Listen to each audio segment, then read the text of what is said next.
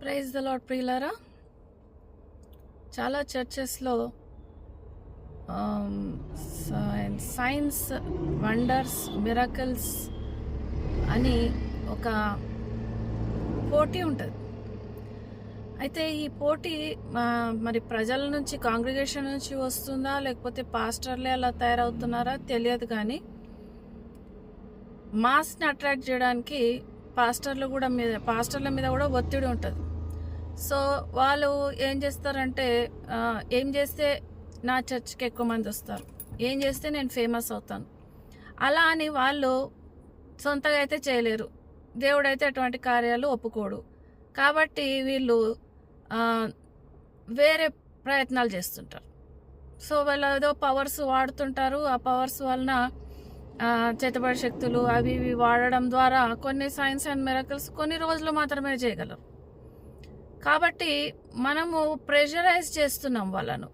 ఆ చర్చెస్ని పెంచుకోవడానికి వాళ్ళు ఉన్నారు, మనం కూడా అలాంటి చర్చెస్ వెతుకుతున్నాం. చూడండి, ప్రభు అన్నాడు, మీరు సూచక్రియలను బట్టి వస్తున్నారు నా దగ్గరికి అని ప్రభు ఆనాడే చెప్పాడు.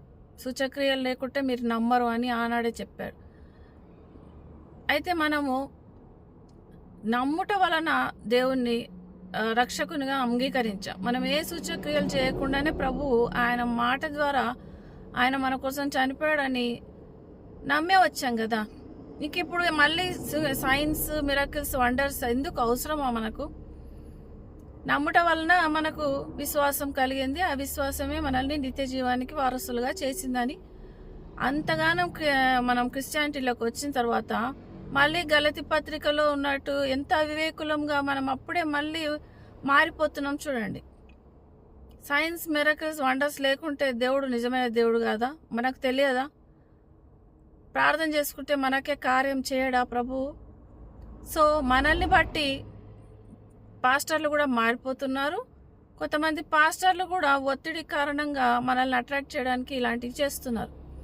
కాబట్టి యేసయ్యలో ఉన్న శాంతి, సమాధానాన్ని, రక్షణను, నిత్య జీవాన్ని, ఇవి కదా మనం కోరుకోవాల్సింది.